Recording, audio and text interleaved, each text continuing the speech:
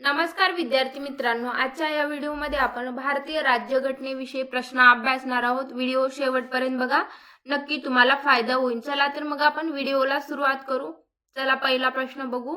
टिंबटिंब म्हणजे घटनेच्या सरनाम्याचे विस्तृत रूप होय। बघा, घटनेच्या सरनाम्याचे विस्तृत रूप कशास म्हटले जाते तर मार्गदर्शक तत्वे म्हणजेच घटनेच्या सरनाम्याचे काय तर विस्तृत रूप होय।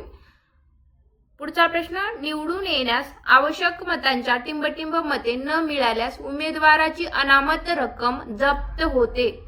बघा तर निवडून येण्यास आवश्यक मतांच्या म्हणजेच 1/6 मते न मिळाल्यास उमेदवाराची अनामत रक्कम काय होते तर जप्त केली जाते। टिंबटिंब या प्रवर्गातील व्यक्तींना कोणत्याही क्षेत्रात आरक्षणाचा लाभ मिळत नाही। बघा, कोणत्या क्षेत्रामध्ये कोणत्या प्रवर्गातील व्यक्तींना कोणत्याही क्षेत्रात आरक्षणाचा लाभ मिळत नाही असं विचारलेलं आहे आपल्याला। तर क्रीमी लेयर या प्रवर्गातील व्यक्तींना कोणत्याही क्षेत्रात आरक्षणाचा लाभ घेता येत नाही किंवा मिळत नाही। सुचेता कृपलानी यांनी टिंबटिंब साली अखिल भारतीय महिला काँग्रेसची स्थापना केली। बघा, तर कोणत्या साली अखिल भारतीय महिला काँग्रेसची स्थापना केली तर 1940 मध्ये काय केली तर अखिल भारतीय महिला काँग्रेसची स्थापना केली। प्रश्न असा पण येऊ शकतो की 1940 साली अखिल भारतीय महिला काँग्रेसची स्थापना केली, पण ती कोणी केली तर सुचेता कृपलानी यांनी केलेली आपल्याला लक्षात ठेवायचं आहे। पुढचा प्रश्न, राज्याचे मूलभूत सिद्धांत असे कोणास म्हटले जाते तर राज्याचे मूलभूत सिद्धांत मार्गदर्शक तत्वे यांनाच राज्याचे मूलभूत सिद्धांत असे म्हटले जाते।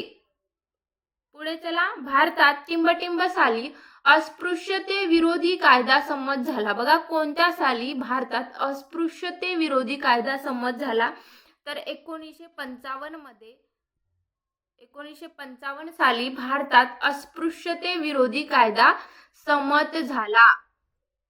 भारतात टिंबटिंब साली अनुसूचित जाती जमातीवरील अत्याचार प्रतिबंधक कायदा संमत झाला। बघा, अत्याचार प्रतिबंधक कायदा संमत कधी झाला भारतामध्ये तर 1989 मध्ये 1989 मध्ये भारतात अनुसूचित जाती जमातीवरील अत्याचार प्रतिबंध कायदा संमत झालेला आपल्याला सांगता येतो।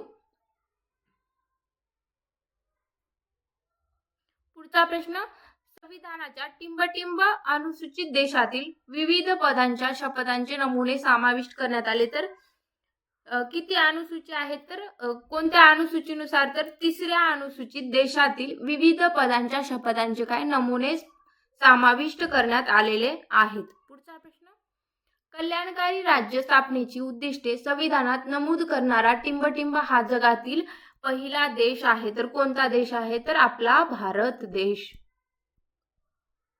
बघा, कल्याणकारी राज्य स्थापनेची उद्दिष्टे संविधानात नमूद करणारा भारत हा काय आहे जगातील पहिला देश आहे।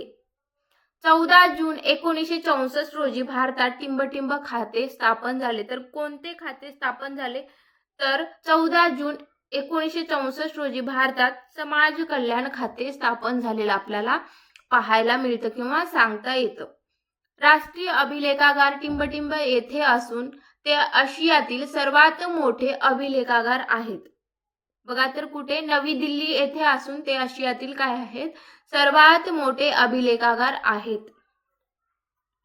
स्वातंत्र्य, समता व बंधुता ही कोणत्या राज्यक्रांतीने जगाला दिलेली देणगी आहे तर फ्रेंच राज्यक्रांतीने जगाला दिलेली देणगी आहे। आणि काय स्वातंत्र्य, समता आणि बंधुता।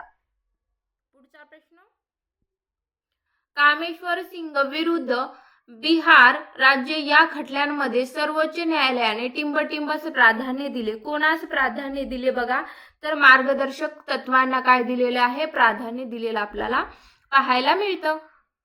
1935च्या भारत सरकारच्या कायद्यात टिंबटिंबचा समावेश नव्हता। बघा, समावेश नव्हता असं विचारलेलं आहे तर कोणाचा समावेश नव्हता मूलभूत हक्कांचा। 1935च्या भारत सरकारच्या कायद्यात मूलभूत हक्कांचा काय नव्हता तर समावेश नव्हता।